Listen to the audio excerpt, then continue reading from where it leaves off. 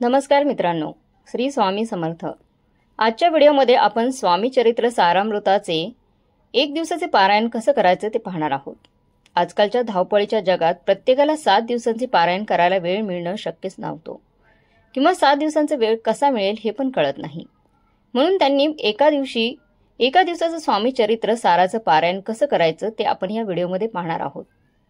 एक दिवसात कोणते नियम पाळायचे, पूजा कशी मांडायची, पूजा कधी उचलायची, किती अध्याय वाचायचे, एक दिवसाचं स्वामी चरित्र साराचं पारायण कसं करायचं ते आपण पाहणार आहोत। मित्रांनो, व्हिडिओला सुरुवात करण्यापूर्वी तुम्ही जर चॅनलवर नवीन आला असाल तर अशाच माहितीपूर्ण व्हिडिओसाठी चॅनलला सबस्क्राईब करा आणि बाजूच्या बेल आयकॉनला प्रेस नक्की करा। स्वामी चरित्र सारामृत हे फक्त पुस्तक नाही तर एक दिव्य आणि भव्य ग्रंथ आहे। बघा, हा ग्रंथ आपल्या आयुष्याचं सोनं करतो। तुमच्याकडे कुठली अडचण असो, संकट असो किंवा इच्छा असो, यासाठी तुम्हाला स्वामी चरित्र सारामृताचं पारायण करणं गरजेचं आहे। जसं आपण आजारी असल्याने वेगवेगळ्या आजारांसाठी वेगवेगळे औषधे घेतो, तसंच जर तुमच्याकडे वेगवेगळ्या समस्या असतील, अडचणी असतील, त्रास होत असेल, पण त्यावर मात करायची असेल तर फक्त एकच गोष्ट करायची आहे, स्वामी चरित्र सारामृत वाचायचं। जे लोक रोज 3 अध्याय वाचतात ते त्यांच्या आयुष्याचा सार स्वामी समर्थाकडून उचललेलं असतं। आता ज्यांना स्वामी चरित्र सारामृताचं पारायण करायचं आहे पण 7 दिवस सातत्याने वाचणं शक्य नाही, त्यांनी एका दिवसात ते कसं करायचं ते आपण या व्हिडिओत पाहणार आहोत। जर तुम्हाला एक दिवसात स्वामी चरित्र सारामृत पारायण करायचं असेल तर सर्वात आधी तुमच्याकडे स्वामी समर्थांचा फोटो किंवा दत्त महाराजांचा फोटो असायला हवा। त्यानंतर तुमच्याकडे स्वामी चरित्र सारामृत ही पोथी लागेल। ज्या दिवशी पारायण करायचं आहे त्या दिवशी सर्वात आधी देवपूजा करायची। त्यासाठी एक नारळ, 2 विड्याची पानं, 1 सुपारी आणि तुमच्याकडे जेही फुलं असतील ती घ्यायची। अष्टगंध घ्यायला हवाय। गोडाचा नैवेद्य, दूध, कढी साखर काहीही तुम्ही घेऊ शकता किंवा एखादं फळ घेऊ शकता। अगदी साधी आणि सोपी मांडणी करायची। जिथे पूजेची मांडणी करायची ती जागा स्वच्छ करायची। शक्यतो तुमचं देवघर जिथे असेल त्याच्याजवळच तुम्ही मांडणी करू शकता। ती जागा स्वच्छ करून खाली रांगोळीने स्वस्तिक काढा। स्वस्तिकावर हळदी कुंकू टाका। त्यावर एक मोठा पाट किंवा चौरंग ठेवा। त्यावर स्वच्छ कपडा ठेवा। त्यावर तुम्हाला स्वामी समर्थांची मूर्ती असेल तर ती ठेवा किंवा तुमच्याकडे फोटो असेल तर फोटो ठेवा। फोटो स्वच्छ करून ठेवायचा आहे। नंतर तुमच्याकडे हिना किंवा दुसरं कुठलं अत्तर असेल तर ते ठेवा। हिना अत्तर तुम्हाला फोटोला किंवा मूर्तीला लावायचं आहे। स्वामी महाराजांना तुम्हाला अष्टगंध लावायचा आहे। बघा, स्वामी समर्थांची मूर्ती किंवा फोटो आपल्याला चुकूनही फोटोला हळदी कुंकू लावायचं नाही, तर आपल्याला अष्टगंध लावायचा आहे। हार आणलाय तर तुम्ही तो हार घालू शकता। त्यानंतर तुम्हाला स्वामी चरित्र सारामृताची पोथी लागणार आहे। ती पोथी पाटावर एका बाजूला ठेवायची आहे। एका बाजूला नारळ ठेवायचा आहे। त्यावर एक लाल फूल ठेवायचं। 1 रुपया किंवा 11 रुपये दक्षिणा ठेवायची आहे। त्यानंतर तुम्ही दुसऱ्या बाजूला शंख असेल तर शंख ठेवू शकता, घंटी असेल तर घंटी ठेवू शकता। सगळ्यात आधी पूजा मांडायच्या आधी दिवा लावायचा आहे। दिव्याखाली थोडं तांदळाचं आसन ठेवायचं आहे। तांदळाच्या आसनावर दिवा पेटवायचा आहे। दिव्यावर हळदी कुंकू, अक्षता लावून पूजा करायची आहे। नंतर उरलेली पूजा व्यवस्थित मांडायची आहे। पूजा मांडून झाल्यावर पहिल्यांदा संकल्प करायचा आहे।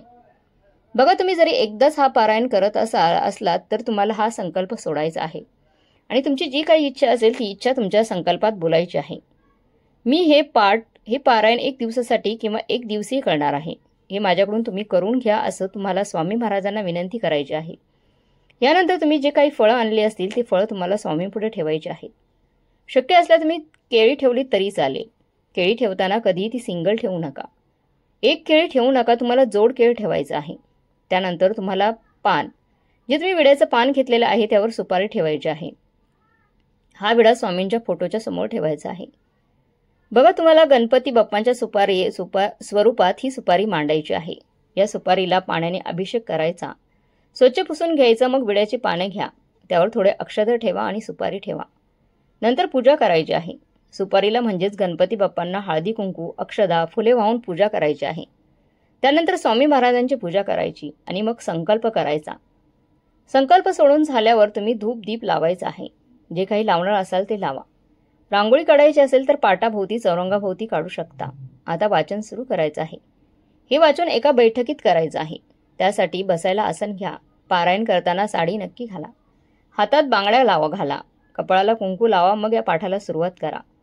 तुम्ही जो काही नैवेद्य बनवला असेल तर नैवेद्य दाखवू शकता किंवा तुमचं पारायण झाल्यावर नैवेद्य किंवा फळाचा नैवेद्य दाखवू शकता।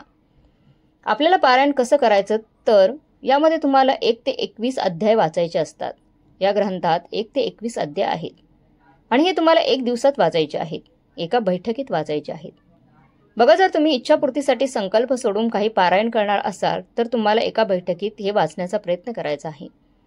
त्यानंतर तुम्हाला सर्वात आधी स्वामी स्तवन वाचायचं आहे। त्यानंतर तुम्हाला हे 21 अध्याय स्वामी चरित्र सारामृताचं सारामृत पुस्तक वाचायचं आहे। त्यानंतर तुम्हाला 11 माळा श्री स्वामी समर्थ मंत्राचा जप करायचा आहे आणि 11 वेळा तुम्हाला तारक मंत्र म्हणायचा आहे। तर एवढी सेवा तुम्हाला ह्या एका दिवसात करायची आहे। हे पारायण आपण एका दिवसासाठी करत असल्यामुळे शक्यतो एकाच वेळी वाचण्याचा प्रयत्न करा।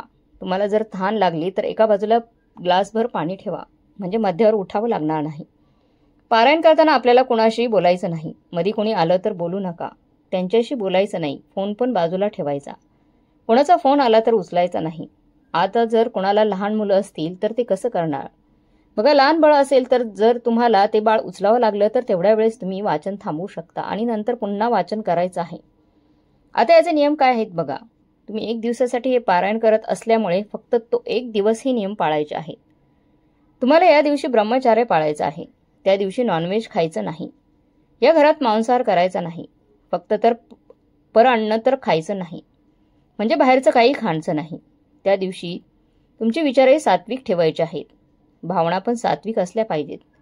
कुणाशी वाद घालायचा नाही, भांडण नाही, कुणाला चांगलं ना बोलायचं नाही, वाईट बोलायचं नाही। हे सगळं फक्त एका दिवसासाठी पाळायचं आहे।